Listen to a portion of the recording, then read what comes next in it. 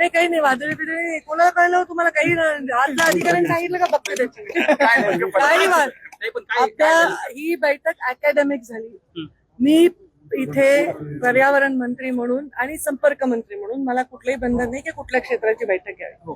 काही गोष्टीविषयी माझा स्वतःचा आक्षेप होता, तो म्हणजे प्रदूषणाचा आक्षेप होता. काही तक्रारी आल्या, काही पेपरमध्ये बातम्या आल्या, त्या अनुषंगाने राखेचं प्रदूषण तसंच मुरुमाचा इल्लीगल काढणे आणि वाळूचा इल्लीगल उपसा आणि हे सगळ्या माफिया याच्या संदर्भामध्ये आपण बैठक घेतलेली आहे. यामध्ये मी अधिकाऱ्यांना निर्देश दिलेले आहेत की यामध्ये कोणतीही कचुराई करायची गरज नाही. आपण जे निर्णय मी आता दिलाय त्या निर्णयाप्रमाणे जर कारवाई नाही झाली तर त्या अधिकाऱ्यांना सुद्धा कारवाईला सामोरं जावं लागेल. प्रदूषण नाही झालं पाहिजे. राखेचं आम्हाला राख कोण घेते, कितीला विकते, कितीला घेते हे आमचा विषय नाही. ती बंद कंटेनर मधनं झाली पाहिजे. ती इलिगल त्याची वाहतूक नाही झाली पाहिजे. याच्याबद्दल सक्त सूचना मी दिलेल्या आहेत आणि पोलीस एसपींना सांगितले की त्यांना सहकार्य करा ऍक्शन घेण्यासाठी, कारण ते घाबरून ऍक्शन घेत नाही.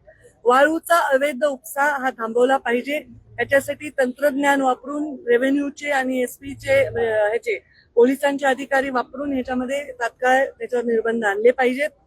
आणि आता जे मुरुम आहे, जे डोंगर आहेत, ते ज्या पद्धतीने पोखरून केले त्याच्यामुळे प्रदूषण तर होणारच आहे आणि पर्यावरणाचा फार मोठा ऱ्हास झालाय. त्याच्याबद्दलचा एक रिपोर्ट मी त्यांना मागितलेला आहे आणि अशा प्रकारचं कुठेही दिसलं तर त्याच्यावर कारवाई करा.